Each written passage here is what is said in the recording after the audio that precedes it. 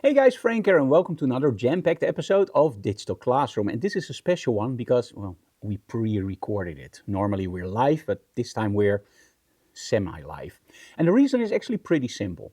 You all know Nadine, right? Nadine has been our model and stylist for many, many years. You probably saw her on many trade shows or in videos, and my portfolio is jam-packed with images from Nadine. What you may not know is that Nadine actually has a second-hand store or a vintage store called Jovel in Arnhem. And today we're going to do something special. Now, of course, you can throw away your clothing if you don't like them anymore, or you can bring it to a vintage store or a thrift store. But after that, what can you do with those clothing pieces? You can, of course, just sell them as used or vintage and, well, use them as that.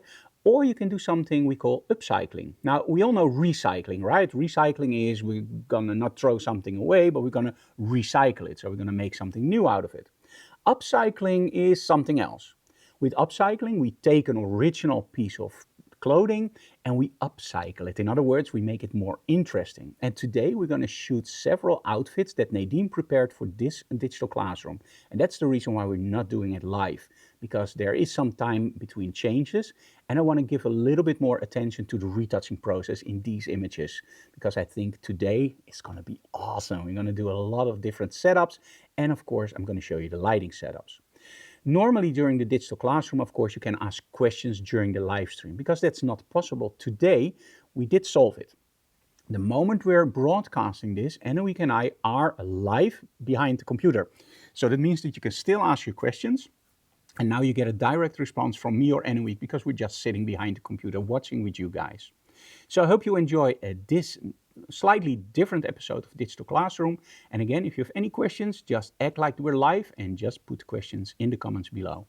I think we are almost ready for the recording. So let's go and let's do some upcycling. Not recycling, but upcycling. It's going to be awesome.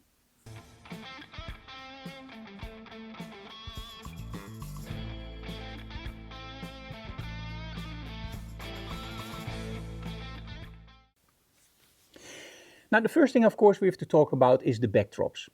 If you start your photo shoot, make sure that you have a selection of backdrops. Now, in most cases, you don't know what's going to happen, right? Sometimes you have a mood board before the photo shoot, and that's great. But my experience is that mood boards are great, but often during the photo shoot, we still change the whole look and we end up with something else. Now, in this case, of course, we have a collection of clothing that's upcycled. So in other words, I did see some images, but I still don't know how will it look when Nadine is wearing it, what kind of mood are we in, and that's the whole thing about photo shoot, right? We have to find something that works. So to prepare something like this, and this is also maybe a tip for you guys, is I make sure that we have a certain amount of backdrops in our studio. Now, of course, we can change setups pretty fast because we have a larger studio, but if you have a smaller studio, I highly advise, if you don't know what's going to happen, to have 3 different kinds of backdrops. The first one is also the one we have here, is for example a really dark backdrop. I'm using the Mystique here from Click Backdrops, which is really dark.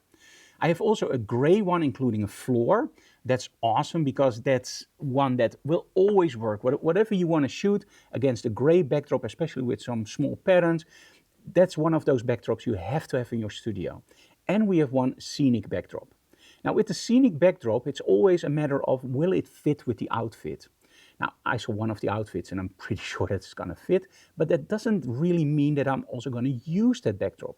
Maybe I think of something else, or maybe she comes in that outfit and go like, oh, no, that's much better. So always make sure that you are also willing to change your idea during the photo shoot. I think that's the key to a successful photo shoot, is being able to also change on the fly. And then it's really important, of course, that you know how your lighting works and everything. So, are you ready for the set? Let's go into the studio with our model Nadine and let's see what she's wearing for this set, and let's take some images.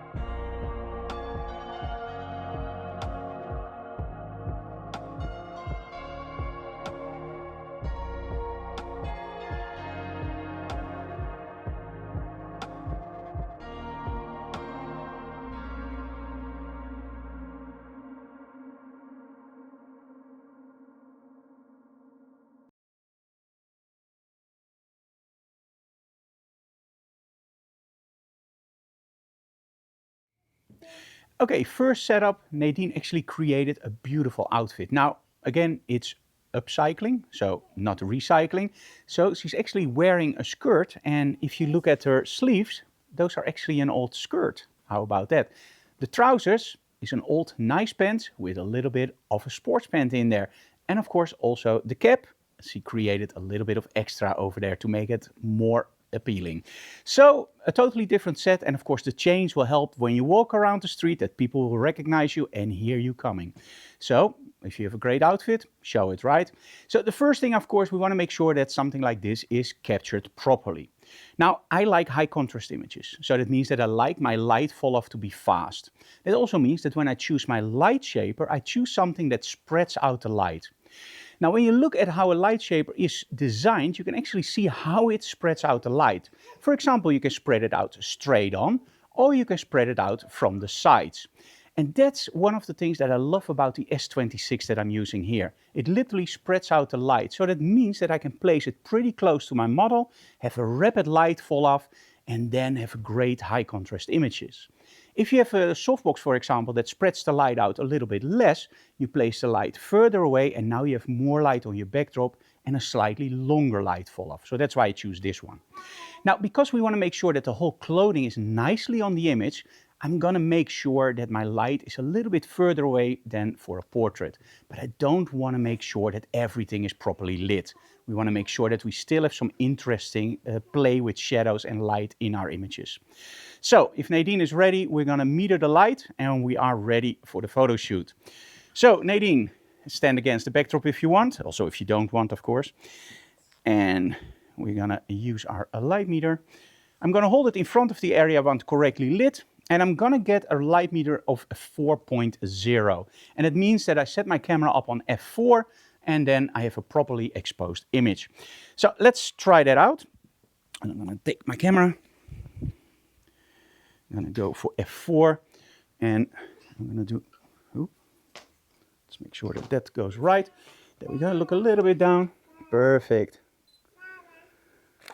Now, at the first shot, if you look, you can see it's a 3/4. Now, of course, in this case, because we have a whole outfit, we want to make sure that we also capture more of that outfit.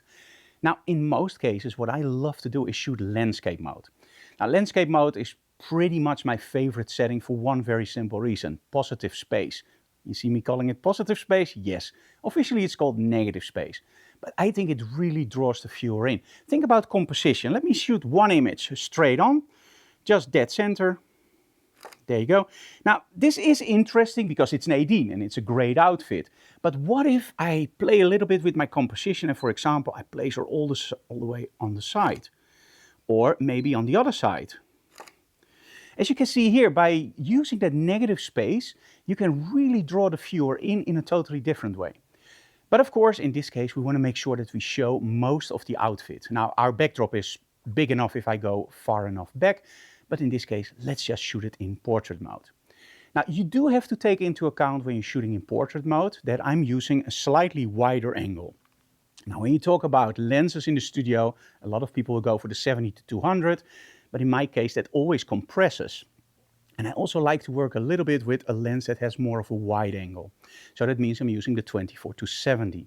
Remember, the camera doesn't see depth, it only sees stuff that's closer as bigger. So that means if I go down on the floor a little bit, shoot up, I'm actually getting somewhat of a hero pose. And that's, of course, what we absolutely love in these kinds of shots. So I'm going to sit on my stool. I'm going to move a little bit more to the back. And then I can also see her beautiful shoes that she's wearing. I'm going to go for a little bit lower angle. And there we go. And as you can see with this light setup, let me see if I'm in the frame. And can you lower that camera just slightly for me? So I'm just going to talk like a talking head at the moment. But if I'm still looking at that image, I can still see her feet. And that's something, of course, with the sneakers, that's absolutely cool. And we just lower it slightly. There we go. And now turn it around again so I can see myself. There we go. Awesome. So it's still a little bit live, right? So when we look at a shot like this, I like that the light fall off. I like the contrast in the shot. So now it's only experimenting. The one thing that you have to take into account is I like to place my light slightly higher and aim it down to get nice angles on the backdrop. But in this case, because he's wearing a cap like me, I have to make sure that the light doesn't hit the cap and create a very dark area on her forehead. Or maybe that's exactly what you want to create more mystique. So let's take a few more shots and let's see what we can do also when we move around our model. So I'm going to go for a really low angle, making Nadine look a little bit more down. There we go. So now I'm actually placing that shadow on her face to create more mystique and make those chains actually show up, because in shadow, those chains of course show up a lot more. Now these images are cool, but what if we just move ourselves a little bit more to the side and create something like this? Now of course there will be some junk from the studio, but hey, we always have Photoshop, right? And of course, well, full bodies are great. Oh, ignore that shot. Full bodies are great, but sometimes, oh, also ignore that one, you have to have some portraits. And I just love shooting from a lower angle and also with a little bit of a weird look. There we go, isn't that awesome? Maybe play with the composition to make it more feel a little bit closed up. We love that.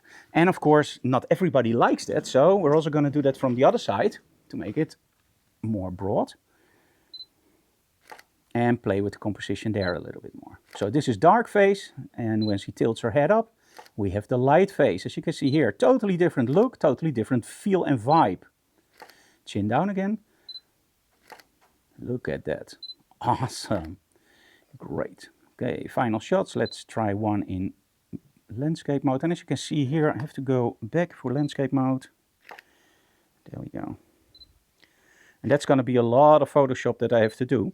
And when you have to do that, and you already know that you're going to use Photoshop, why not switch over to portrait mode and just, well, clone everything else? That saves you a lot of time in Photoshop. There we go. Chin down a little bit more. Awesome. And some final portraits. I just love this outfit with the head. Okay, what I'm doing, you can't see that at the moment. I'm readjusting my display because I'm shooting on the display. I'm going to explain in a second why. Great. Okay, final one. Awesome. Now let's change the light slightly towards the side for some close-ups.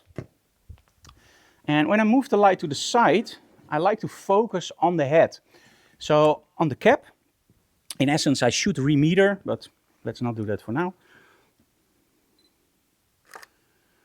And I should have done that, so let's just go to 5.6 for now.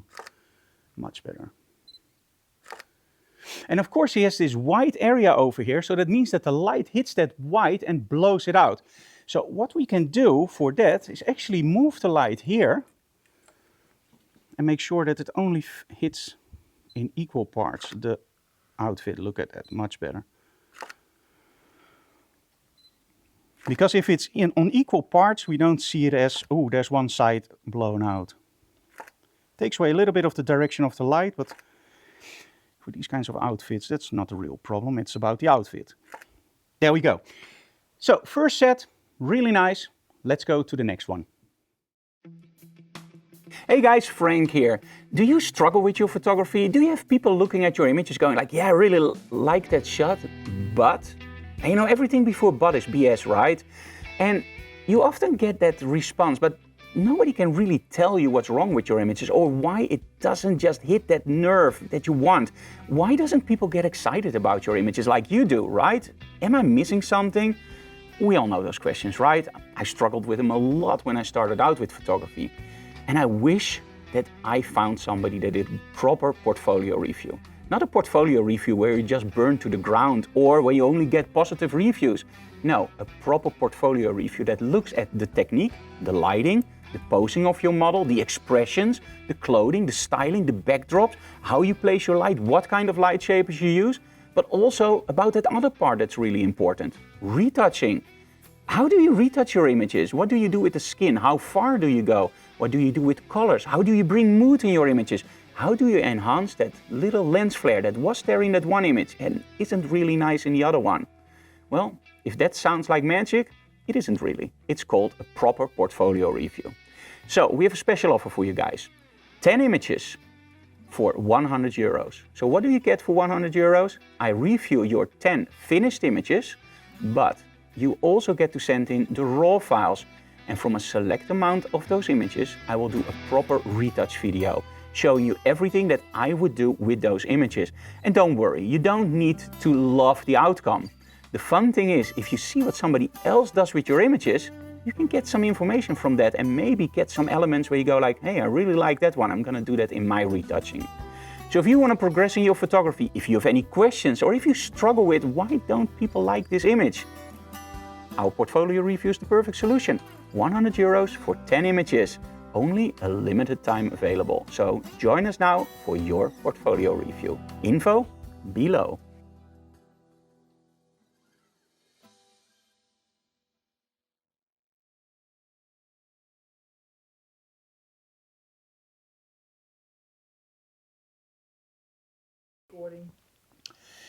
Okay, next outfit. Same pants, but different top.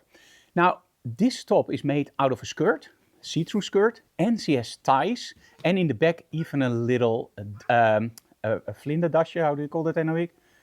A strikje? I don't know. No, I also don't know, but it's in the back. So when I shoot something like this, I have to take into account a few things. Of course, I want to make sure that the model is from top to bottom on our image. We have to make sure that the whole clothing is shown, but also the details. Now, when we shoot something like this, we want to make sure that the details are shown, but also the full outfit. So that also means that I have to do different photos. Now, when you publish something for a commercial shoot, you have to ask, where is the text going to be? Because in the Western world, we read from the left top to the right bottom. And that means if a model looks to the left and the text is on the right, it doesn't look right. And you can't mirror an image because, well, that's the design, right? If you mirror an image, you mirror the design. And I don't think a designer will be happy with that.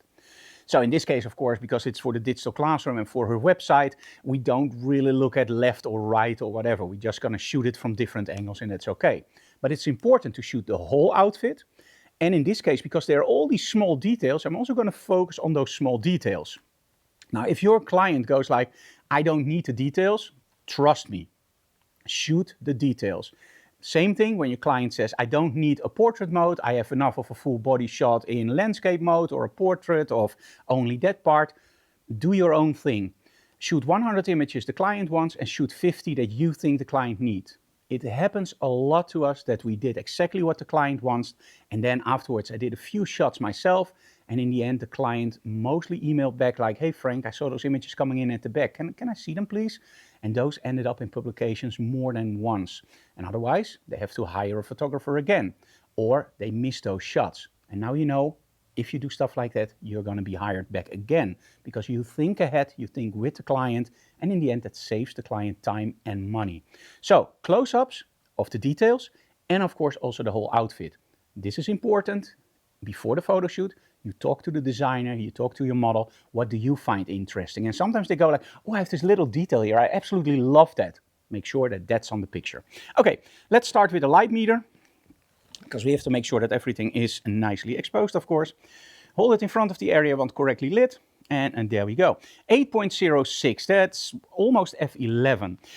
Now in this case, f11 is great because we want to do a full body, we want to have the backdrop in, but if you want a little bit less of that depth of field, be sure to lower your aperture to, for example, 5.6. I wouldn't go lower, that's great for a portrait, but again, we're shooting fashion here, we want to make sure that everything is visible and everything is sharp. We don't want any creative stuff here where, oh, look at the light fall off, that's nice, okay, but still the clothing has to be seen. Or look at where the focus falls off. No, because then you can't see the clothing. So in this case, a little bit boring, but I want to have proper lighting and I want to have proper focus on my whole model. And in this case, well, it works great. So, lighting wise, we're using a bigger softbox, and this softbox aims a little bit more. The reason I'm using this one is because I'm having a light backdrop. She's wearing light clothing. If I would be using something like the lantern, the backdrop will be lit, my model will be lit, and it can be maybe a little bit too much. So that's why we're using a standard softbox with a grid in the front to steer that light. So let's see how it meters on our model. And this is also something that we sometimes call a cross metering. But I'm actually just looking at my light fall off. 8.09, That's 8.04. And on the bottom we have 5.6. So that's only 2 stops less, F11 to 5.6, F8 in the middle. That's great. So that means that we have a nice light fall off from the top to the bottom. So let's see if that also works in practice, of course. Because the light meter tells it, but how does it look in practice? It's a bow tie, that's it. Strikje is a bow tie. That's why we love Anouk, right? And of course on a lot more stuff. But okay, so lower angle, we're going to shoot on F11 for now. And as you can see here, that softbox really works with this kind of setup. Love it. Now in all honesty, I think the images are a little bit too dark, so I'm going to open up to F8. Okay. Nice. And as mentioned before, if we have the full body shots, and now of course with Nadine we have plenty of time, but most of the time with fashion shoots, you are lucky if you can take 5 or 6 great shots and then up, let's go to the next setup, let's go to the next setup. It's very unsatisfying, to be honest. Okay, so this is great. Now let's go for the details. So we have the ties and the bow tie. Now the bow tie in the back is awesome, because then I can make my light just touch it slightly. So can you turn around a little bit more? I want to make sure that the light hits it. So now it's in the dark. There we go. This is awesome. And now look over your shoulder a little bit down. I don't want the whole face on, just a little bit, like for example like this. Or maybe we don't want the face at all to make it more anonymous. But we want to make sure that you know it's the back of her head. So let's do this. And Nadine is already tilting her head, and that helps with the composition. What a lot of people don't realize is that the viewer is captured in an image by a leading line. It can be a landscape or architecture, it doesn't really matter, but it's the leading line that helps. Now, if Nadine would just hold her head like straight or down, it looks okay, but when she holds it in a curve, you are actually guided into the shot. But now when you look at this shot, there's one thing that I don't like. I like the bow tie, I like the ties, I like the whole setup, but the light, it's a little bit too dark on one side. So how do you prevent something like that? Well, follow the lines. When I follow my lines, I know that most of the light will fall on that side. So that means if I'm going to stand here and I'm going to shoot the same thing, I'm going to get a much better result on the backdrop. And now if she plays a little, there we go, look at this. Now she's playing with her hands a little bit more, and you don't need the face of your model all the time. And now you can also see the shine through material, and look at this. Now let's do that in portrait mode and include the face. So some of these images are terrible and some of these images will never be used. But there's maybe one in there where you go like, wow, that's the magic. Try stuff that's different. So the shine through material, let's hold one a little bit like that. There we go. And then look down. So I'm still going to focus on her face, and that's why I'm shooting on F8 or F11, because now I have more than enough leeway for depth of field. So it isn't immediately out of focus. It's a slight out of focus effect, but not a lot. Nice. And again, Nadine, of course, is a great model, but sometimes, well, you know, it's also about the model and the appeal that you have lifestyle photos. Oh, that's nice. And let's do one in portrait mode. There we go. Awesome. Thank you so very much. Next set.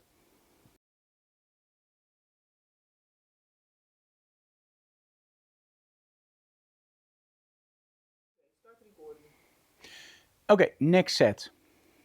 Do you see that? Do you guess what it is? Are you getting sleepy? Yes, you are, because that's a sleeping bag. It's insane what you can do with materials if you don't think about it's designed for, right? Think about all the stuff that we do with lighting. Do you think that the softbox is really designed to do the stuff that we do with it? No, of course not, but it looks awesome, right? In essence, feathering the light. It's not how a softbox was designed, but it's what we do all the time for the very simple reason it gives you better light or softer light. And that's the same with clothing, of course, and Nadine is a star with it. But I also want to give you another thing. Do you see the bag? Old curtains. Yes, curtains, it's just material, right? To give you a sidestep. You know that I love playing guitar, right? And one of my favorite guitar players is Steve Vai. Do you know that one of his famous designs of his guitars was actually the floral pattern? And do you know where the floral pattern came from? The curtains from his grandma, or his mom, I don't remember, but the curtains. So a whole guitar myth was built on using curtains instead of paint. Why not think outside of the box? Not only with photography, but also with design. It can be so much more better. So, is that proper English, so much more better? I don't know, but it's a lot better. So, again, metering the light, hold it in front of the area you want correctly lit. 11.1, again, great for this setup. Now, why do I tell you guys, hold it in front of the area you want correctly lit? When using a light meter, a lot of people are confused. Where do I point it? Point it towards the camera? Or do I point it towards the light source or towards the model? No, the model doesn't work, of course, but where do I point it? You have to realize that this is an incident meter. So that means that it meters the light hitting the sensor. And at that point, it gives you the proper exposure for that setup. In other words, you don't point it somewhere. You hold it in front of the area you want correctly lit. Now, in most cases, when we use strobes, that actually means that we point it towards the strobe, right? Because, well, that's because the strobe is there. That's why we place the strobe there. But how about outside? The sun behind your model, the model looks straight into the camera. You hold it towards the camera, right? No, you hold it in front of the area you want correctly lit. For me, when I started out with teaching workshops, I always told people point it towards the light source, but I could never explain why outside it didn't work. Until I heard Dean Collins, in between his videos, say, hold it in front of the area you want correctly lit. And at that point, the light bulb just went off like fireworks on the 4th of July. It was like, that's it. Hold it in front of the area you want correctly lit. How stupid was I? It's so simple. So I hope you got something out of this and it also helped you out. Hold it in front of the area you want correctly lit. In the case of the strobes, that means point it towards the strobes. Outside, hold it in front of the area you want correctly lit. And in some cases, that means towards the camera. Anyway, we metered the light, F11. Let's take a shot. And as you can already see, I changed the light source from a larger softbox again to the S26. And the S26 just spreads out the light a little bit more. So that means that I can place it closer. And with this backdrop, I want less light on my backdrop. So that's why we choose this light source. So let's put it on F11. And there we go. Beautiful. Absolutely love this. And as you can see here, it's a nice and dark look. I think that's really fitting for this outfit. And it's more also a lifestyle shot, but with this one, we're going to do something special because I'm also going to show you how it looks if I change my light source in a moment. Now, because we also want the bag in, I have to ask my model sometimes to hold the bag. Yes, there. Perfect. And maybe, in this case, it would be really cool for the bag, yes, to hold it like that and then look a little bit towards the light. Perfect. Shoot from a lower angle, focus on the closest eye, make sure you have both the hands in the frame. There we go, look at that. Now, oh, that's awesome. Like she's floating in the frame. Wow. I love that with an experienced model, you don't have to coach. So that's why I'm a little bit more quiet at the moment, because she goes through all the paces and it just looks great. So why should I take her out of her drive, if you know what I mean? Love it. Okay, let's change this light source for a larger one and let's see what happens. Next setup, big lantern. Now, what does the lantern do? The first thing that you see is it's opaque from the sides. And when we first got the lantern in, I was not a big fan of the lantern, to be totally honest. I thought this was great for product photography, newborn photography, anything that spreads out. I didn't realize how incredibly awesome this one is for fashion shots. Because you know with fashion shots that you normally have a problem with lighting the backdrop. Yes, especially with Rembrandt lighting, right? Because you want your Rembrandt lighting to wrap around, means the light has to be besides the model, aimed forward. And that means that the backdrop doesn't get any light. With this one, it's open, so we get a lot of light. For this setup, however, I'm not using it besides the model. I'm using it slightly in the front, as you can see in the video. The reason is simple. We want light that spreads out over the whole set. We don't want anything with focused light source. This is one of those shots where you can see the whole outfit, but still have a little bit of contrast because the light is on the side. So I could also shoot something like this straight on, but that looks very boring, and you have a chance of creating shadows on the backdrop. By placing the light more on the side, you prevent the shadows on the backdrop. And by the way, if you still have shadows on the backdrop, just shoot it from here. It's all about the lines. Follow the lines and you can see the shadows. This is also why the light is slightly up, to make sure that the shadows fall down. But because I'm shooting full body, I don't want it in the front. So slightly from the side. Oh, let's meter the light. So with the other softbox, we got 11.1. And that was because the softbox focuses the light, but also because the softbox is a smaller softbox, so short throw softbox. This is more like a longer softbox, so it has more like a deeper throw. And that means that I also get more light scatter inside, which results in 16.3. So that's a whole stop and a third higher than the other softbox. So I'm going to adjust this on the commander. So we're going to go down, let's say a full stop. And a little bit more. Let's meter again. Perfect, 8.03, that's f9, that's perfectly workable. Okay, so now that I know that I have to shoot it on f9, I'm gonna grab the camera, I'm gonna sit down. Because with full bodies I like a lower angle. And then sitting down is just much easier. And that has nothing to do with being old. There we go, look at this. And as you can see, it's not the kind of light that you might expect, like, oh, it's gonna spread everywhere, but oh man, I love this light. And the reason is actually simple. The light is still very close to the model, so the light fall off is incredibly fast, meaning, well, as you can see here, it isn't 100% flat light, but it comes very close. You can even experiment by overexposing slightly for effect like this. These are more for me the mood shots, because the colors will be a little bit off, of course, because I'm overexposing. But as you can see here, it looks nice. But let's go back to the original setting, f9. There we go, that's much better. Okay, and of course we also want some close-ups, because we don't want everything to be in landscape or a portrait mode. And in this case, I can crop a little bit less aggressive. So I'm still cropping slightly on the top, but I'm not cropping everything out. Like normally I would do something like this, focus on the eyes, and then do this. But because this is a design, I'm showing a little bit more in my shots. And also in this case, we want to show the back. There we go. So I think now we got it. This looks nice. And then just shoot a few images. Now with the backdrop, you could choose also to shoot from a slightly higher angle to make the lines in the back disappear straight, or appear straight, as you can see here. By lowering your angle, you're also getting converting verticals. I hope I pronounced that correctly. For me, it leads the viewer into the photo. But what you can see is because he's wearing an old sleeping bag, it can also make her look a little bit thicker on the belly area, something that you don't want in your photo. And because we're shooting with a wide angle, I actually enhance that look. So watch this. When she's standing like this and I'm shooting from a lower angle, it looks weird. But when I shoot it from this angle, it looks already a little bit better. And that's one side, the power of the wide angle, but also the disadvantage of the wide angle.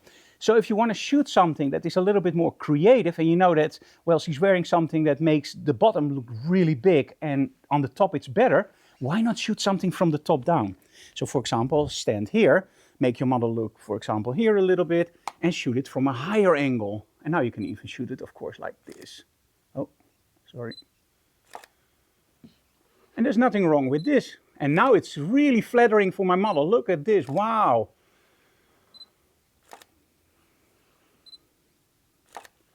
You see the difference? When I shoot this from a lower angle, it looked really bad for my model. It wasn't flattering at all. When I shoot it from a higher angle, because I use that wide angle, this looks absolutely cool. And it gives your viewer a totally different view. Normally you don't see this in a fashion shot per se on a website. So now when you see something like this, maybe it will trigger people going like, that outfit, wow, I really want it. And of course, make some shots only for the model, where you focus, for example, on the makeup. Can you tilt your head just slightly like that? Perfect. Oh, that's nice. And for example, a little bit like this. Or go for a really extreme angle, because we still have the Venetian blind set up. It's always wise to have something in your studio where you can change the angles and still have something cool in the backdrop. And of course we have to Photoshop something out like the softbox and the bottom part of the Venetian blinds, but it looks cool, right? For the final set, let's create some stark shadows and create something that doesn't really have to do with the fashion, but more with the look. So let's try that. Okay, last setup for now. We already did the fashion look. Those are the shots that are for the website or for a brochure or whatever. But sometimes you also want something creative. Now in this case, I'm using Venetian blinds, and all the way over there, there's one strobe with a reflector and a grid. Now that strobe is very far away for the very simple reason we want to make sure that we see all the harsh shadows on the backdrop. And you only can see those harsh shadows on the backdrop if your light source is far away from the object that is in between your model and the backdrop. Now let's say that my model is standing against the Venetian blinds. Now she will have very, very distinct lines on her face. The moment she moves further away, those lines will become less sharp. Now if you want those lines to be sharper, move that light source further away. If you want those lines to be less sharp, move the light source closer. That's the whole deal. So you have to have a larger studio. Metering the light is a real challenge because there's Venetian blinds, so where should I meter the light? So in this case, I took a few test shots before setting up, before going live, or live recording, whatever, you know what I mean, right? So we just did some test shots, and we now know that I ended up at ISO 400 2.8. And because this is the more creative part of the set, that's no problem that I have a little bit less depth of field. Because this is not for publication, this is just for our own fun.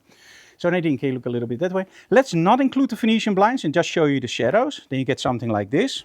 I absolutely love that harsh shadow behind her, but I will probably crop that out just slightly. There we go. And now by moving around my model, I can of course control my sharpness. And we have a second model in. Let's move the model out of the set. There we go.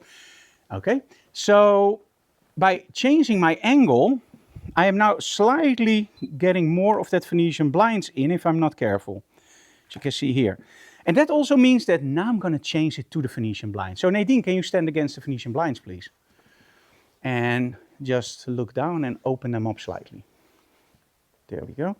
So now I have to find a nice proper spot. Oh, there we go. As you can see here, 2.8 is now way too much. I'm going to go for 5.6. Much better. Nice. Chin down just a little bit. And yes, there we go. I didn't get the light on your face. There we go. This is perfect. And of course, you can also shoot it from a slightly lower angle, making it more mysterious. Nice. Or from a higher angle, making it more weird. Also fits. Or eye level. It's all, the beauty's in the eye of the beholder, as you can see. So, 3 outfits, a few different sets. What can we do in Photoshop or Lightroom? Let's dive into that part now.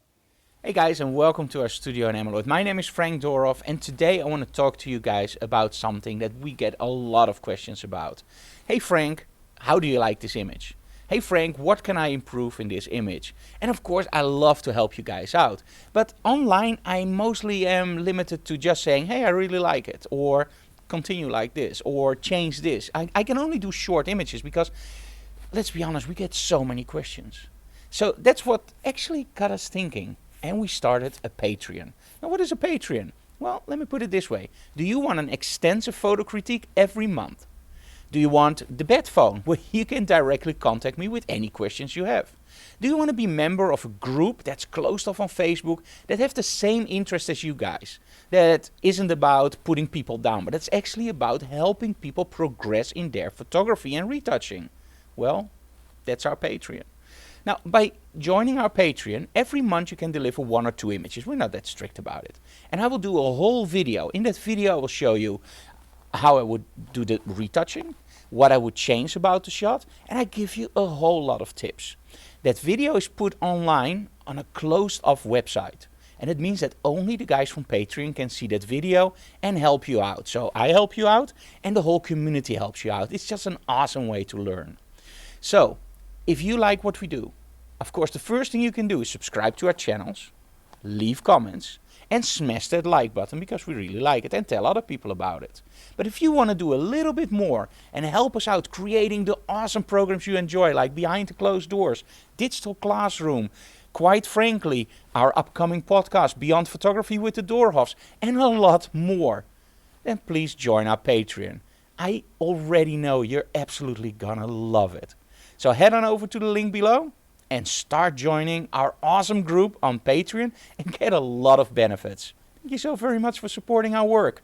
See you online. Okay, I'm almost ready to go into the retouching part of our sets, but there's one thing that you have to know. Now, of course, during the years, you develop a certain workflow. We all do that, right? Setting up your lighting, making sure that your camera has the right batteries, has the right cards, and everything has to work before you start your photo shoot. And I think over the years, also during your retouching, you develop a certain workflow. That means that you use certain filters, you use a certain setup. And for me, it's very simple. During the photo shoot, I make sure that I use my light meter to meter everything. And I'm using a color checker at the end of the start of the photo shoot to make sure that I have the correct colors. Now, a lot of people ask me like, hey Frank, why do you use a color checker and a light meter if you change all the colors anyway? Because, well, as you know, I love to change the tint of my images. I love to work with the contrast in my images. So in essence, what I shoot on the set is mostly different from what you guys see in the end result. Now, the reason I'm using a color checker and a light meter is actually pretty simple to achieve a continuous result. Now, what do I mean with this? In most cases, what you do in Photoshop and Lightroom is you use certain presets. This can be from, for example, DxO Film Pack or Exposure or Luminar or Boris FX. But you use certain presets. Now, those presets are based on your image that you input, right? Input versus output. Now, if you don't use a light meter or a color checker, it means that all your images will have slightly different exposure, slightly different colors, because all the lighting will change, right? With strobes, they will be pretty constant. But for example, if you use a red backdrop or a green backdrop, that reflects back on your model and that will influence the colors in your set. So that's why we use a color checker and the light meter. The light meter is to get the exposure correct. The color checker is, simply put, to get the colors correct into a profile. Now you have to realize, and I've explained this many times, that a color consists of three coordinates, the X, the Y, and the big Y. Hue, saturation, and luminance. You also see that in Lightroom, hue, saturation, and luminance in your HSL mixer. Now all those colors are only perfect when they are indeed on those three coordinates. So also luminance, and that's why we use a light meter. When you create a profile with the color checker, I'm going to show you that in a second, of course, you are creating one perfect base. So perfect exposure, perfect hue, perfect saturation. And that means that when I now run a preset, the results will be repeatable over and over. So if I do it once, I will get exactly the same results than when I do it on 10 images. And this is why we always advocate to use a light meter and a color checker. It's not just to get the colors right, because in all honesty, right colors are great for product photography or if you do something for a catalog, but the correct colors are, in most cases, a little bit boring. We want something that looks more vintage or that looks a little bit different, right? We want to press our own stamp on it. We want to give it our own look. And that's why using a color checker and a light meter might sound weird if you know, hey, I'm going to do some creative stuff later on. But in essence, it makes it possible to do all that creative stuff and do it fast and make sure that something that you shoot in January also looks the same in March or in April, so you can repeat it. So let's go into Photoshop and Lightroom and let's start retouching some of these images.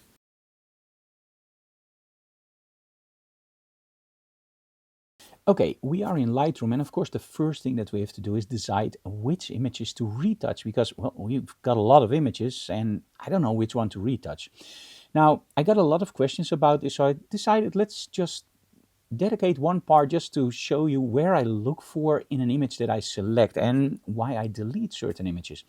The first thing that you can do is, of course, look here at your light table and go like, okay, but this isn't good enough because I can't see what I'm doing actually, right?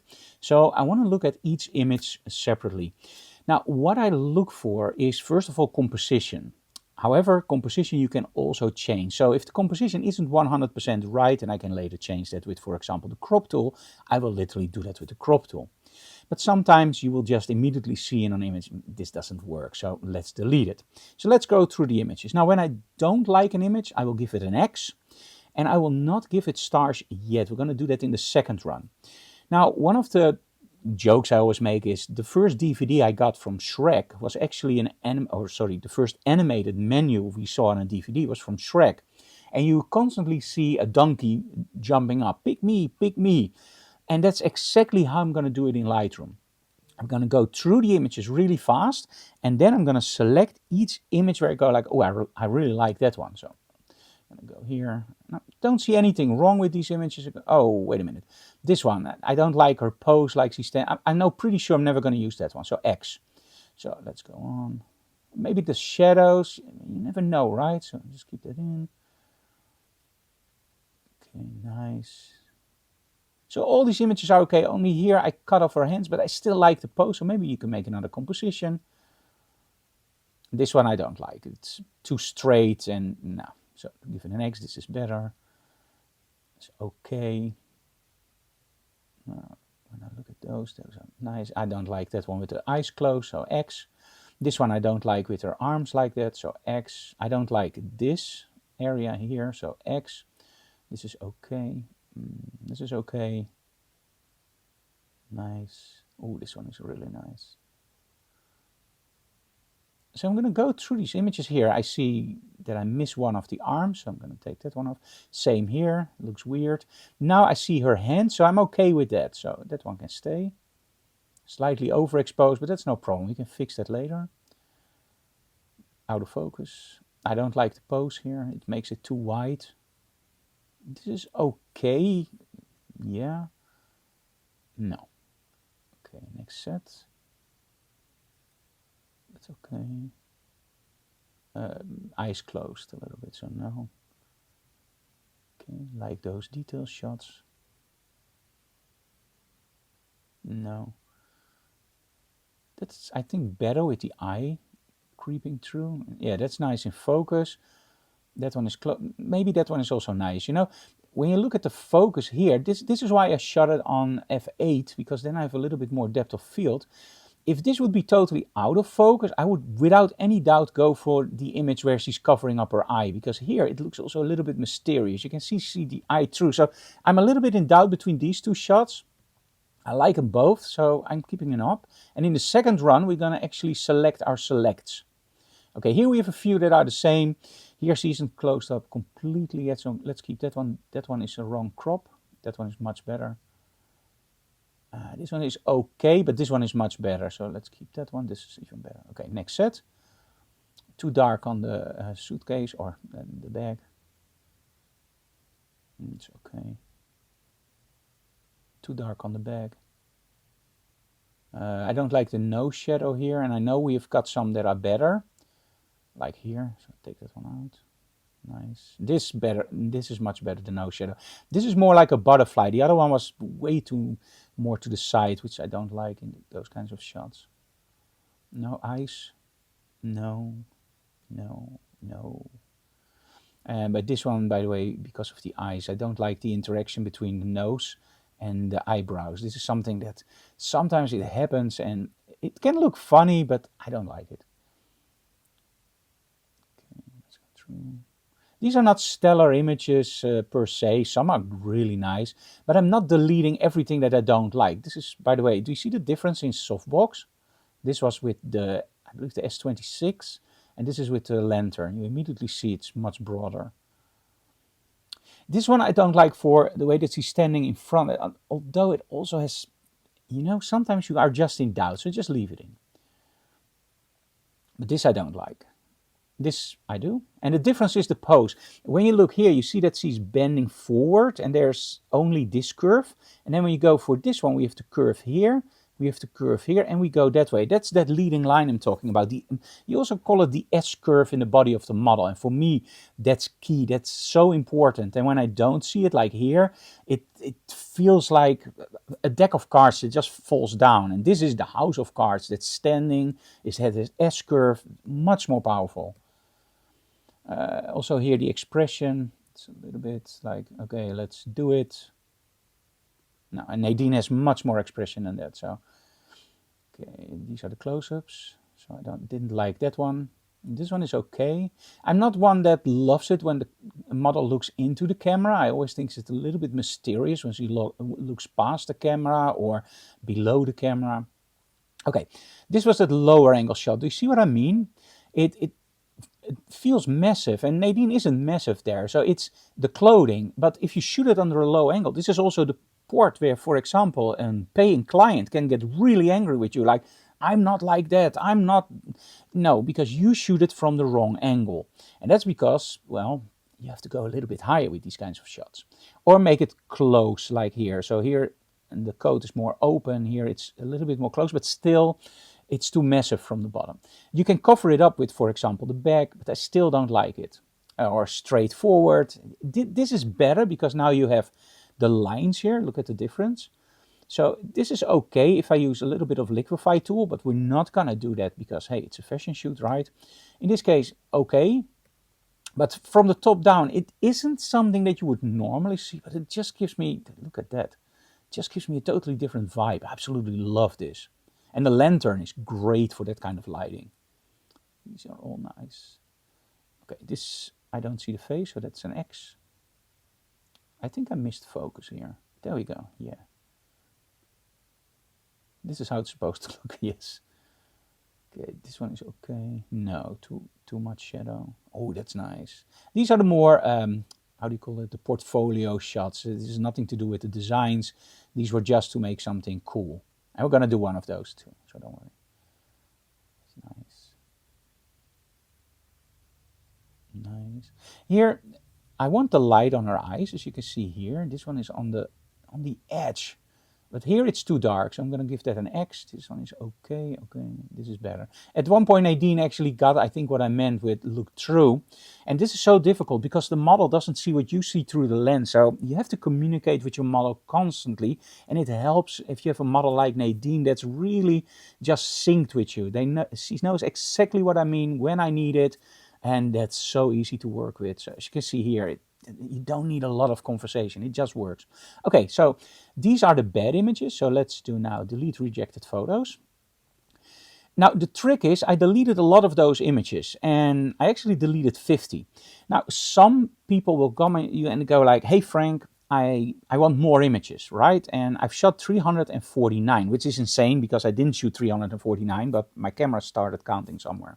So if I don't rename those images and I send something to my client, for example, the 10 selected images, my client will go like, hey, but you got 349 images. Where is the rest? You go like, yeah, but I deleted a lot of those images because I didn't like them.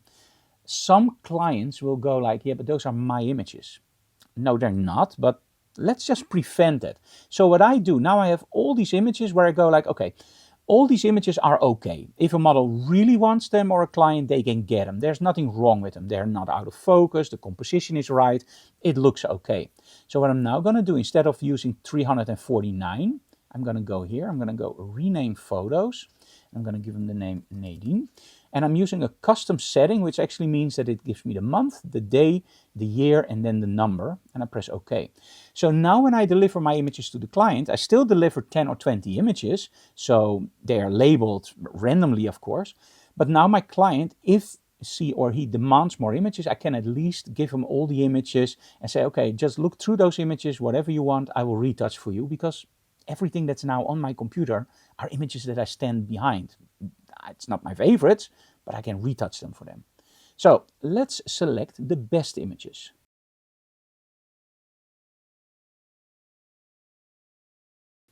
Now don't worry, this one is going to go much faster. So what I already told you guys, it's going to be the pick me selection. So first we're going to do select none. There we go. And I'm going to go pretty fast through the images until I see, ooh, like this one. I like that one.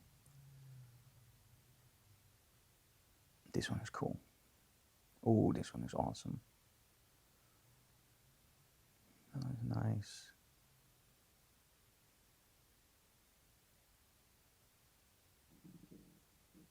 Okay. Sometimes they don't jump out immediately, but it takes me a little while. I also like this one, but I have a little bit of a problem with the hand here. That's the one part I don't like in that shot. Oh, this one is nice. This one is cool. Okay. First one right away. And Nadine has so many poses. Now, for the close-up, I'm doubting. I think this one has more three-dimensionality than this one, so I'm going to select that one. But I also really like it when she does something with her arms like this. This gives so much more motion to the shot. And although it's not a close-up of the bow tie anymore, I still see the see-through material, I see the bow tie, I see the tie, so maybe this is even a better shot. And because sometimes my model or my client has another opinion, I'm going to select that one too. Sometimes they want something that's a little bit more out there. Sometimes they want a little bit more safe. I'm still going to select the one with the eye covered. I think that works better. Every time when I look at this one, my attention immediately goes to the eye. When I look at this one, it goes more to the hole. So that's the one I'm going to select. This one I also like.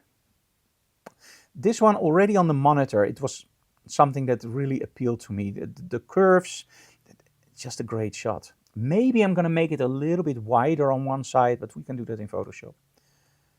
Okay, this one I like. Oh, this one is, oh, that's better. So let's do that one, 0.5. Back is a little bit too dark. We can open that up in Photoshop, but if we don't need to. In essence, if we have one great shot from each setup, that's okay. This one is nice. I wish I would have had a little bit more of the bag. It's also nice that it's cut off there, but no. This one is nice. But I think the ones where she was standing a little bit more in that curve is nicer. And this one I can probably lighten up. And from the top down, just, I think this one is better. When we compare this one, this is the S curve. It's still there, but it's the opposite position from this. And I think this one is a little bit nicer to look at. Now, when you take into account that we read from the top left to the right bottom, you can see that here we are actually leading out of the frame by Nadine. Well, when I go to this one, she's bouncing me to that side of the frame. Do you see that? So here she's leading me out of the frame. Maybe the bag will lead me in, but my eyes are immediately doing this. And then when I go to the other one, Nadine actually bounces me to that side and then to the back. And yeah, it could be weird. Maybe you see it totally different, but that's something that I really look for in an image. And sometimes it's really subtle and sometimes it's really obvious. Like, for example, this is the same pose, but the same angle almost. But this one works much better for me than this one. And that's because her hand. Now I see it. So she bounces, go to the back, and then go back. And the hand disappears here. When you look at this one, she bounces, and you're captured between here, and the back leads you out. It's subtle. It's very subtle, I know. And maybe you think I'm way too much focusing on those details. But often it's the small details that really make the difference. And for me, it's also, it just jumps out. I don't know how to explain it.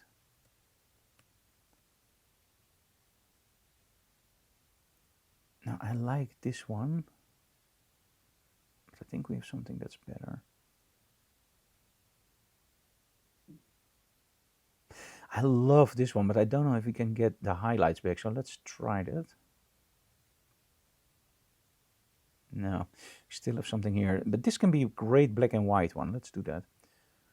And then as an alternative, I'm gonna take this one or that one. Yeah, I think the other one, because that's also a lower angle, so that's a nice alternative for the black and white. Do we need both hands in? I don't think so. I think here one hand is believable, also because it's a nice crop. So, okay, let's select some of these images for retouching in the next segment.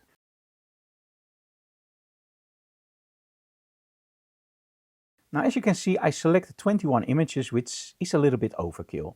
So let's see which one will stay, because now I'm going to do the second run. And I'm just going to look at which images are great, because, you know, people remember the great shots. If you follow them up by a shot that's less interesting, people will remember that shot. So you're better off by taking a few shots out and making it much stronger than going like, okay, just throw in 10 more shots that are okay, because that will actually reduce the quality of your work. So in this case, I really like this one. And when I go to this one, you see that it looks weird here because there are shadows here and this arm is totally dark. So what I'm going to do, because I like the pose, is I'm just going to go in the develop module and see if with shadows and maybe some exposure and pull back the highlights, if I can make something that will work for that shot. Yes. But in all honesty, it looks so different from the look that I got here, which I really like, that although I can do it, now that I look at it, I go like, yeah, it just looks weird. So we're going to take that one out, 0. This one I still like. You could argue about the fingers, but I think that's okay in this case. Then we go for this one. Okay, let's compare these two. I like that one better. Yeah, much better. So take that one out. This one I love. And one where you can also see a little bit of the eyes. Now I see one thing I want to check. The focus, yeah, the focus is on the head. That's exactly where I wanted it to be. Now you can also see, by the way, why you shouldn't shoot everything on, let's say, 2.8 or f4. Because the head is now razor sharp. But what if your client goes like, hey dude, I also want my face to be sharp. If you shoot on f11 or f8, the face will be a lot sharper. In this case, yeah, the face isn't that sharp. But hey, you know what? I actually like it. So here, of course, here the focus is different, so here the face is sharp. So you always have that, that extra shot. That's why I always shoot extra images, guys. Okay, this one I really like. I like the detail here. This one I love. This one too. I don't have a favorite from these two. I absolutely love them both. This one I really like. This one is cool. I love that one too. That's nice, nice. Let me compare these two. Yeah, they're both totally different. This one is cool with the posing. That's nice, and that's nice. Okay, so what do I do with my retouching? Now, the first thing is, of course, as you can see here, we've blown out a little bit of the highlights. And that can happen, you know. We meet her for the face. She has a very bright outfit, and the light is, of course, under an angle. And I did overexpose a little bit here. So what I'm going to do is I'm just going to pull down the highlights to give more detail there, and then counteract that with a little bit more contrast. That works like a charm. So we're going to do that for each image where it's necessary. And because I know in my retouch process, I am going to add some contrast. And it means that this is okay. It's dark enough and it's bright enough, so I see enough detail. But for the retouching, I am going to open up my shadows a lot. And it also means, by the way, that I'm going to add a little bit of exposure here. There we go. And the reason for this is very simple. I know what I'm going to do is my retouch process, and I know that my shadows are going to be a little bit darker. So that's why in post-processing in Lightroom, I'm still working on the raw file. I open up the shadow, so later I can make them more contrasty. So I'm going to do the same thing here. And actually with the full body, I immediately know which preset I'm going to use. So that's why I'm now opening up all the shadows a little bit.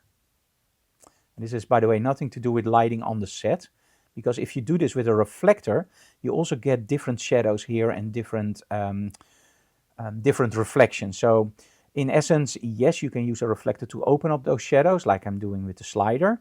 And no, it's not exactly the same. And that's why I'm using the slider. In the raw file, I still have enough dynamic range so I don't see any noise. And if I do see noise, I'm not really worried about it, because I know in the end result, after the preset, my shadows will be dark again. So yeah, I'm not too much worried about it. Okay, I'm going to do the same thing here. So highlights down, shadows up, and a little bit of contrast. These are very close, so these two I will sync.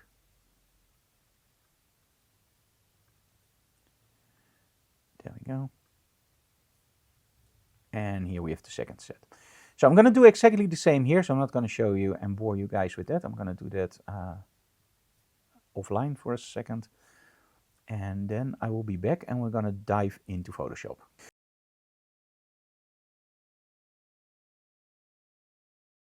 Okay, here we have a shot of the color checker to explain to you guys how it works.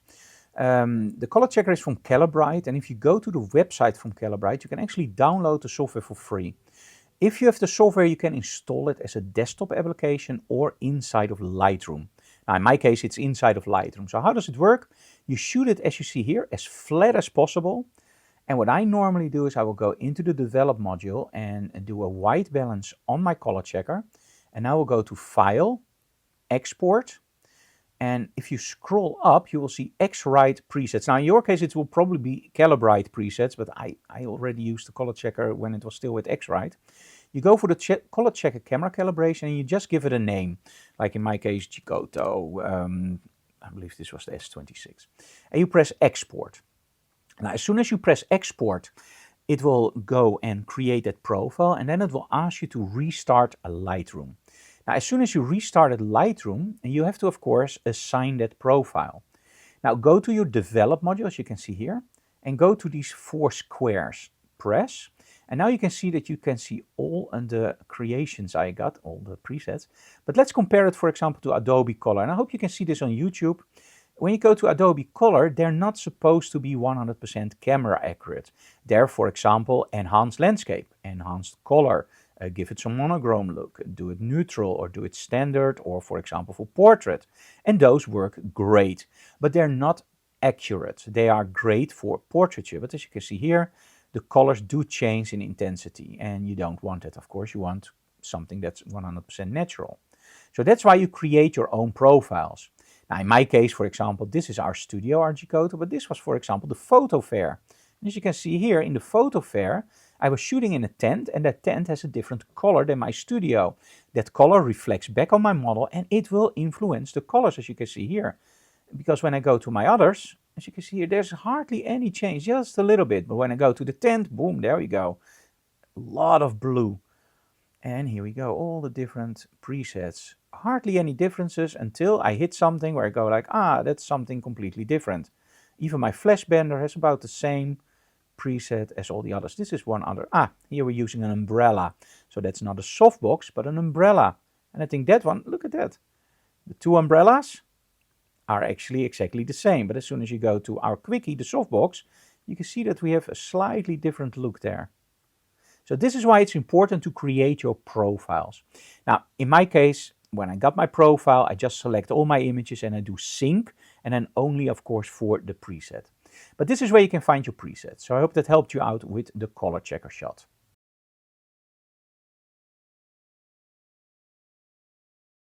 Okay, all my images have the right color balance now and, of course, the right profile. So now let's dive into Photoshop. Now, it's very important that when you dive into Photoshop, you have to realize that at this moment, I'm not working on a RAW file anymore. I'm working on a TIFF 16 bits. And you might wonder like, hey Frank, wait a minute, how did you get to TIFF 16 bits? Okay, when you go into Lightroom and you go into your settings or preferences, you will actually find external editing. I'm going to go to Adobe Photoshop. This is your, of course, your first edit software suite. I'm choosing PSD, PSB, or TIFF. In my case, I'm using TIFF or PSD. It doesn't choose what you like. Here you choose your color space you want to work in. So HDR is, of course, HDR. SDR is Adobe RGB or ProPhoto or sRGB. Now, in my case, I'm highly recommending Adobe RGB, especially when you have a monitor that has Adobe RGB. Like, for example, you know, we're using the BenQ monitors. And those are 100%, they're very close to 100% Adobe RGB.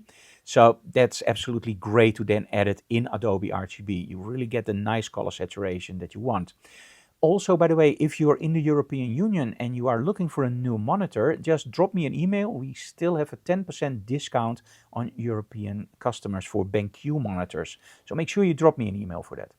Okay, this is important. Make sure you choose 16 bits instead of 8 bits. 16 bits, it takes up a lot more space, but you can use curves, you can use presets much better than on 8 bits. On 8 bits, an image will fall apart really fast. With 16 bits, you don't have that problem. The resolution, at this moment, I don't care anymore because most is delivered digitally, and the resolution was very important when you deliver something for print. But in all honesty, nowadays, just leave it on 240. It doesn't really matter. So that's what we do in a Lightroom. So let's go back to Photoshop. Now, with my workflow, the first thing I want to do is skin. Now, in all honesty, when you look at a model's skin, in most cases it looks okay. We have makeup they have makeup or you have a makeup artist. But sometimes, in this case, it was very warm in the studio. We didn't have a makeup artist and we just shot it because it was a digital classroom, of course. But we still want to deliver a great image, of course, that Nadine can use in a catalog or online. Now, you can do a few things. You can, of course, use your healing brush and just go over the skin areas and take everything out that you don't like. And as you see, it already looks like a mess. So we're not going to do that. You can also nowadays select some areas and trust on artificial intelligence. So for example, take out this area and say, okay, generative fill, nice skin. And let's just see what happens. Because nowadays with Firefly Fill and all the stuff that is in Adobe, sometimes the results are absolutely stunning. As you can see here, this looks absolutely much better than it was. But it doesn't really look natural, right? It changes the form of her face. And in all honesty, no, we don't do that. So for skin retouching, I'm using plugins. Now in the past, I used plugins like, for example, image nomic portraiture, and you can of course use a lot of different plugins. Now one of the plugins that I really like is Luminar Neo. Now in Luminar Neo, we don't only have a suite with all kinds of settings, for example, for landscape, exposure, colors and whatnot more, but you also have a great skin retouching option. Until I found this plugin. And this one is absolutely stunning. It's a small company, so I love to promote them. It's called Rebloom. Now, Rebloom is so incredibly simple that you think it's not going to work. It's not going to do anything. But the results are absolutely stunning. Look at this. This is before and this is after. It still looks 100% natural, but oh my, it looks so much better. Now, of course, as usual, there are sliders. Now, with Rebloom, you have two options, natural, which takes away a little bit of that glow, and you have fashion. Now, in all honesty, I don't see a reason to use natural in this shot. I just love the fashion. It just gives it a little bit more oomph for me. Now, you can do a refine, or in other words, take less or more. You can also pull that down and do it for the face and the body. Isn't that awesome? You can do general, texture, and for example, texture you can take out or get in more detail. Most of the time I have everything on max. You can also disable it. So for example, if you don't want it. And you have shine removal. Now, shine removal is sometimes a little bit hit and miss, but overall, as you can see here, it does a pretty good job. And then we have tonal balance. Now, in the studio, if you have a proper setup, monitor, and workflow, I found that tonal balance is really hit and miss. Outside, it works like a charm, but inside, as you can see here, the tonal balance, it makes it a little bit too greenish for my taste. So maybe something in the middle, but most of the time the tonal balance I will just disable. Then we have teeth whitening. Of course, you can make the teeth, yes, wider or less wide. In my case, let's do something in the middle. I think that really helps out. And the eyes. Now, this is without and this is with. As you can see, just gives a little bit extra on the eyes. And that's what I love about software. It shouldn't overdo it, like overly retouch something. It always should look natural. Okay, so before and after, I think a whole difference. So let's do export and let's dive into Photoshop for the rest. Now, the rest of my workflow is actually always the same. I will find stuff in my backdrop or in the clothing that I don't like and I have to take out. Now, in this case, everything looks absolutely fine, so I don't need to take anything out. But I already told you, I'm opening up the shadows because I'm going to do some retouching where I'm going to block up those shadows. Now, as mentioned before, there are many different software solutions for film posts. For example, DxO Film Pack, Luminar, exposure software, previously known as Alien Skin. But one that I always gravitate towards is Boris FX. Now, Boris FX isn't just there for your film lab, of course, but it's there for so much more. You can do great film effects, but you can also do great spherical effects or textures. You can add smoke, you can add lens flares. It's absolutely amazing. So let me just show you what you can do with it a little bit more creatively without going over the top. So the first thing I'm going to do is I'm going to go for film stocks, and I'm going to find the look that I like, and immediately I gravitate towards this. As you can see here, it just gives that image that three-dimensionality, that something that you expect from a fashion magazine, right? This is okay, it's a little bit flat, it looks great, but this, without changing the intent of the shot, immediately draws me in more. Now, let's say we want a little bit more extreme, then you can always go for example, let's go for the graduate tints, for example, a color spot. You can just move this around and just do it to your heart's content, make it smaller or bigger. This is not really something that I like, but luckily you have a lot of options here. But in this case, no, I'm not going to do that. You can do a radial tint. There's so much possibilities. Quad tone. which can be pretty interesting. But somehow, I always like this when I see it, and then I'm somehow afraid of something to use it in my own work. Sepia is nice. Sepia you can also, of course, blend. So, for example, let's start at 0 and then just slightly build it up the way that you like it. There we go. Let's say that I like that slightly darker tone here. Great. Okay, let's press apply. And now that I'm satisfied with my image, there's always one thing that I check, and that's didn't it change the focus on the eyes? I forgot to do that in Borisifix. So sometimes they also have a filter that takes away a little bit of the sharpness. In this case, that's okay. And you see the shadows are now blocked up again. If I undo optics, there you go. And then I redo optics, and there we go. Just enough detail, just as I predicted. So let's do save a copy.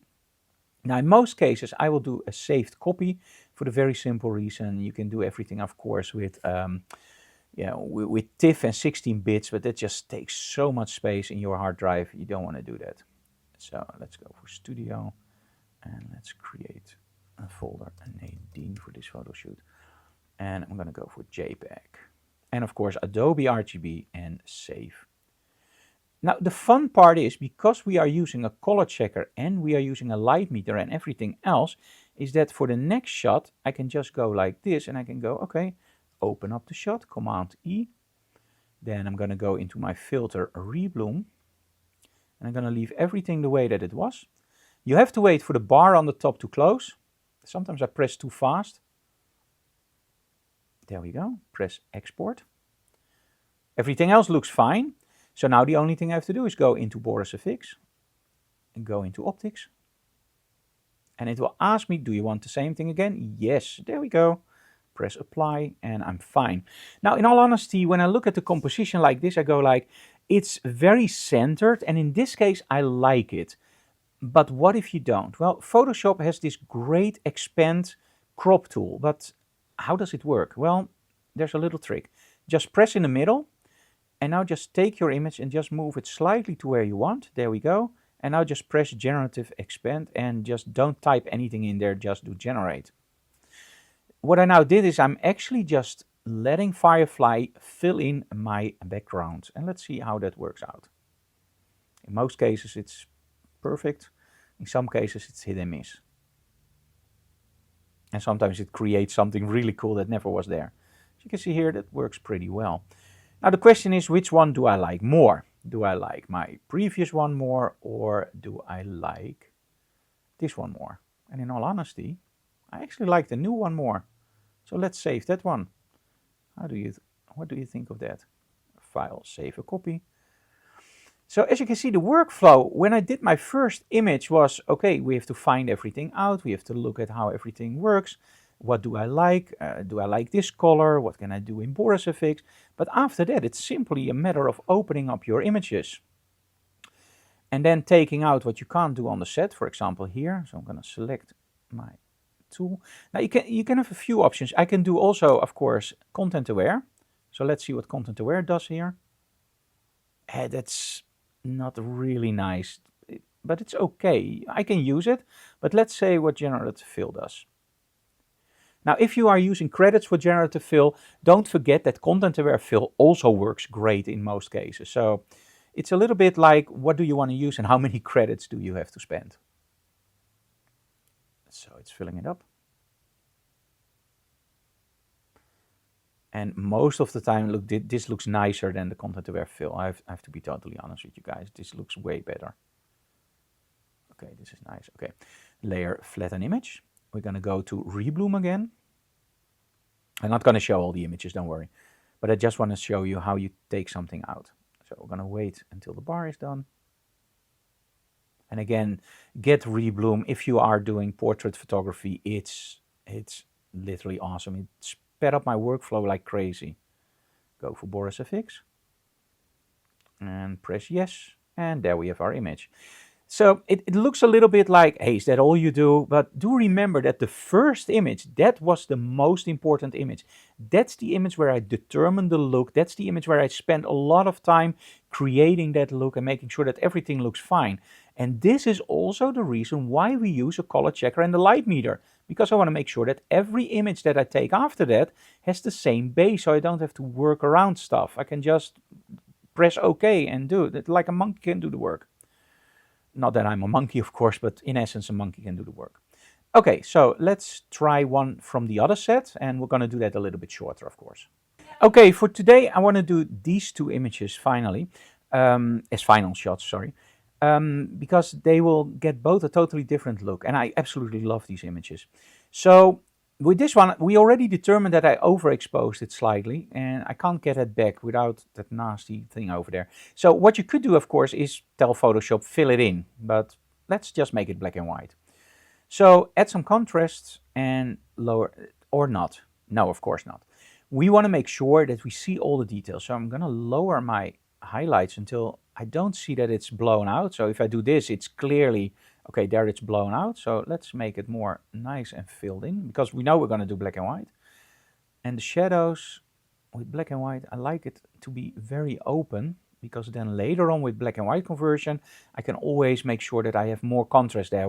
Especially with black and white, details like this can disappear very, very fast. Now, in essence, I could do it in Lightroom, but we are still going to go into Photoshop. So let's go Command-E into Photoshop. And we're going to do the same thing. It's a little bit boring, of course, but hey, this is the workflow that I use. So wait for the bar to go. And let's say export. I remember when I was, I think, 15 or 16 years, one of my friends, he was a little bit older than me, and he actually told me, Frank, you know, we are now using computers, and that was the time that we used the Amiga 500 and all that stuff at the start, you know. And he looked at me and said, you know, one time when we're old, we're going to look at each other and we go like, you know, that we spend most of our lives watching a bar go from left to right. He was so incredibly right, although now the bars move a lot faster, luckily. Okay, let's go into filters. Let's go again to Boris FX. Again, Boris FX is my go-to for film looks. I still use Luminar Neo a lot, but for different kinds of looks. And for these fashion looks, I absolutely love Boris.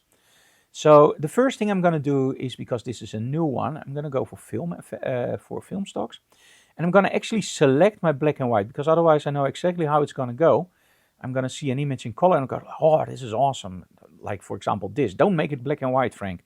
So to take that out of the equation, I'm going to just filter everything out. So I'm only having the black and whites. Make it a little bit easier on myself.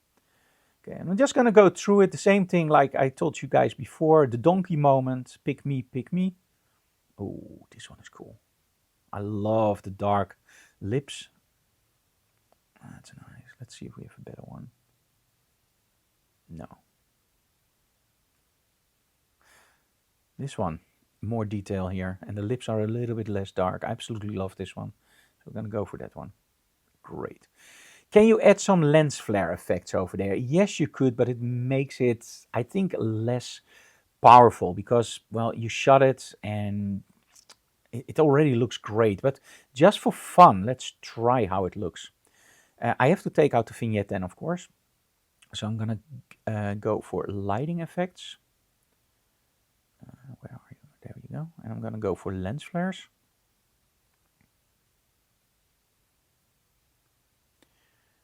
I'm going to take it all the way up here.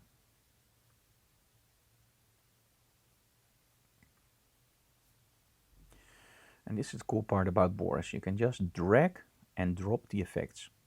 So now the lens flare is also black and white, as you can see. But if I drop it on top, the lens flare becomes color. Cool, right? I love it when software does that. Now, if you once click, you activate that layer. So now I have to think in black and white. So I can activate that layer too, and still am active on that layer. You know what's happening now? Normally, when you double press in Boris FX, you have to think in black and white. And it can be a little bit tricky because, well, color can pull you away from what you're actually doing. By one time clicking on the top one, you're going to make the top one active, but you're still editing on the bottom one. I get a lot of questions from people about Boris FX when they see me using it with, oh, I have that problem. And it took me a while to figure it out myself. So I thought, let's just tell you guys, one click means active. And as long as this is green, you're still working on that layer.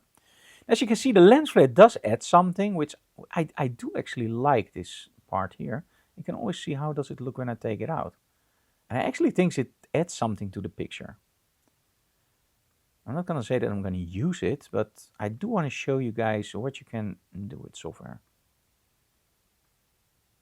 Now, if you don't like the outer sides, like this one, and you go like, I like the lens flare, but I don't like all the junk extra, you can always go here into your settings, and for example, other brightness, you can just turn it down and up. Isn't that cool? You have total control over your lighting, not only on the set, but also off the set, as you can see here. This one I do like. If I would have chosen one, I think I'm going to choose this one. Again, I'm not adding the lens flare, but in all honesty, it does look pretty cool. Okay, so for me, no. So I'm going to press apply. And that's my black and white conversion. Now, the other image, as I told you before, we're going to do in color. So let's save this one. And for the color version, I want to show you a cool little trick. I should have said stay till the end. A lot of people do that and then they will give you a trick. But with me, always stay to the end, because we always give tips and tricks in between. Okay, so the color version. I'm going to do the same thing.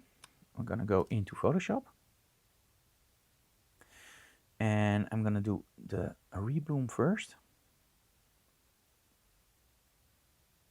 And with rebloom, of course, you can get a subscription, or you can have a particular, I hope I pronounced it correct, license where you pay once and you own it. And that's always my favorite, in all honesty. Okay, now first let's give it a color. And in this case, let's do Skylum Luminar Neo. Because again, this is also one of my go-to filters. The only thing I don't like about Neo is that it has to load up all my presets before I can see them. And that really takes a lot of the drive, oh sorry, the speed out of the workflow. And that sometimes is a little bit frustrating, as you can see here. But it first loads the other ones. Oh, this one I like. Yeah, that's cool. Okay, now go to edit, and this is very cool about Neo. You can change whatever you want. So you have your tools over here. You could even do 2 or 3 skin retouchings after each other. And here you have your edits, and the tools you just select and you edit, and they will appear in your edits, and you can always take them out. So for example, if you want to do the vignette, choose subject, and you just do the vignette here. The only problem that I have with Neo is that I always have to go back to the top to see the top version. I would really prefer that they have an option where you can always see what you're doing. So also if I change, for example, the face, I want to see what's happening up there. And this is why my workflow in Neo looks a little bit weird. I have to develop very often on the top, because then I always know what the develop does, right? And that works like a charm when you're editing. But when I create a preset, I actually like my develop all the way on the bottom, because then I actually first do the develop and then I build up my preset. And this is something that sometimes is a little bit difficult with Neo. So I would prefer it if they would just show you always the result wherever you point. As you can see here, everywhere where I point, it takes out the one on top. But hey, that's just a minor nuance. Overall, I just love Neo. Okay, the vignetting is now placed correctly. Now let's go for the mood. That's actually how it looks. And I want a little bit more of that look in, but a little bit less of the saturation. There we go. And I'll go for the develop to check. Yeah, that's better. You see what I mean? If you go to mood and develop, there's a distinct difference. And especially with colors, if you lower the luminance of a color, the color will become more saturated. And that's what you see here. But again, that's the only stripe I have shown. It's okay. So let's go for apply.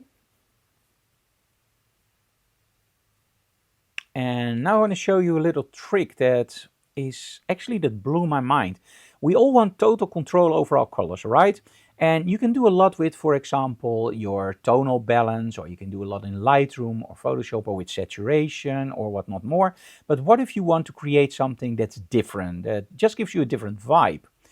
Let's go for a layer, and let's go for an adjustment layer. And in this case, we're going to choose a black and white adjustment layer. Now you might wonder, like, black and white? Yes, bear with me.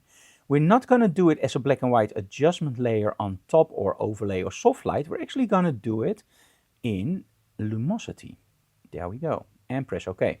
Now you hardly see anything change, right? You see a little bit, but that's okay. Now, you remember me always telling you guys that a color consists of 3 coordinates, the X, the Y, and the big Y, luminance, right? What I'm now actually doing is I'm changing the luminance of my color channels. Look at this. So now I have total control over what I see. If I want a lighter backdrop or darker, look at the eyes, for example. Do you see that? That's great. Do the same thing with cyan, making it darker. Maybe give my reds more saturation. There we go. Look at this. I can totally change the look of my color, but hey, there's no green in the shot. That's correct. So it doesn't do anything. And this is such a cool way of manipulating your colors, and it gives you a look that you normally don't see a lot. It's just a little bit different. And that's the stuff that I'm always looking for. Just a little bit different. Okay, so I think that was the Photoshop part. I hope you enjoyed this episode of Digital Classroom. And of course, we're going to see you again next time.